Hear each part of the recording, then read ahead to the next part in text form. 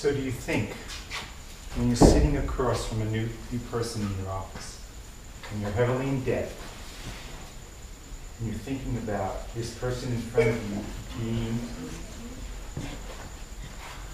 an opportunity to make more money, you think maybe, just maybe, that person sitting in front of you might get a sense of that? From a vibrational standpoint, from an energy standpoint, from a body language standpoint? Or if you're there from a place of love, from a place of service, from a place of heartfulness, you think there might be a bit of a difference?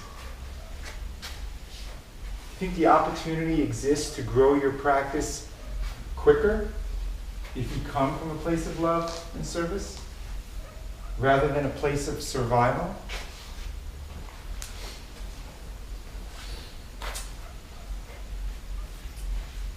Let's say I'm a student at Life University, or Life West, and every quarter I get $11,000. I don't know what you get. You get something around that, whatever the number is. It's 11. Okay, $11,000 a quarter. What's that? $44,000 a year. And that money is supposed to be used for your tuition and for your books and for your living expenses. Correct? Is that accurate? Mm-hmm. Okay. Now this is money you're borrowing from the government. And you're going to be paying it back at 6.8% interest. What's the prime rate currently? Anybody know? It's 3.5. In Canada, it's less than that in the United States. It's about 1%. It's ridiculously low. You know what the prime rate is? That's the rate that the government charges, I think, the banks borrow money. Prime rate. So students are paying 600% more than the banks are to get money from the government. Almost 700% more. The students are getting screwed by the federal government. So you've got $11,000 a quarter. And your tuition costs, I don't know, $5,000, $6,000, whatever the number is. 8 or 9. 8 or 9. All right, and you've got money left over. But you know what? You're a skier. And you really want those new pair of skis. The skis you have now are okay, but the new hot skis are out, and you just have to have those skis. So you go out and purchase those skis. That costs $500 or $600 or $700 with the money you got from the government. Now you'll be paying those skis off for the next 30 years. And that $500 pair of skis after 30 years is going to cost you about, I don't know, $5,000 with interest. Or, you know, you really like to go out. You like Starbucks. So every day you go to Starbucks, and for $5, you get a medium-sized cafe latte. I don't drink coffee, but I think that exists, doesn't it? Cafe? Is that accurate? Am I saying it right? I don't even know. Grande. Whatever it's called. Cafe, coffee, grande, $5. Cafe au lait. So you need it in the morning to really get going because you got to go to school. So you do that, every morning, 5 days a week. You don't do it on weekends. It's $25 a week. What's 25 times 52? I don't know, it's a little over $1,000. So $1,000 a year you're spending on your cafe latte, grandes. But you're using the money that the federal government gave you. $1,000 a year.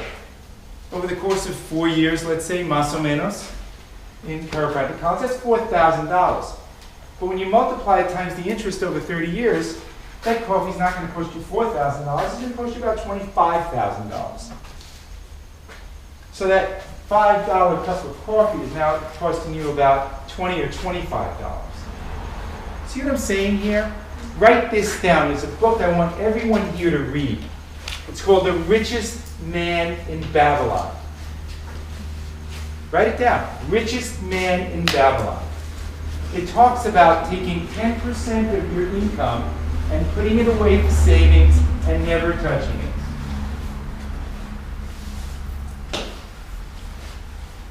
Now the scenario that I talked about with Starbucks or with skis or I don't know, that really nice new smart TV that just came out, or that iPhone 6S that you want. Can anybody here relate at all to what I'm talking about? Or am I just blowing smoke and I'm an old guy that's just not in touch with how you guys think? We can tell them. Yeah. Okay, that's the reality.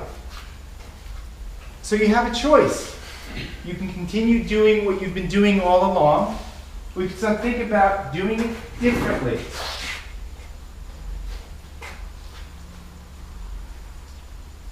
The decisions you make now will affect your lives for years to come.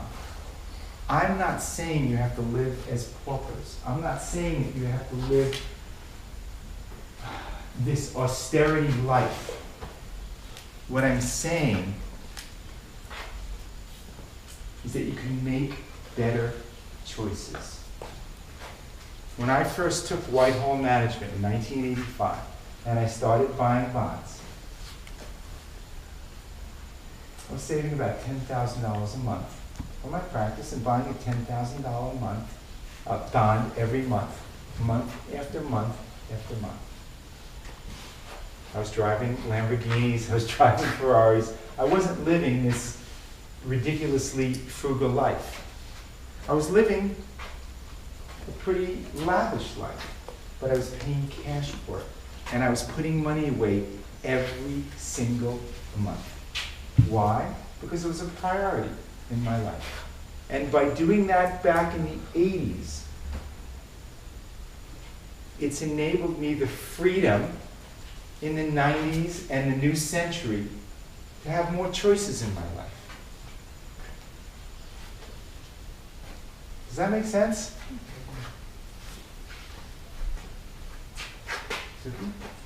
I have a question.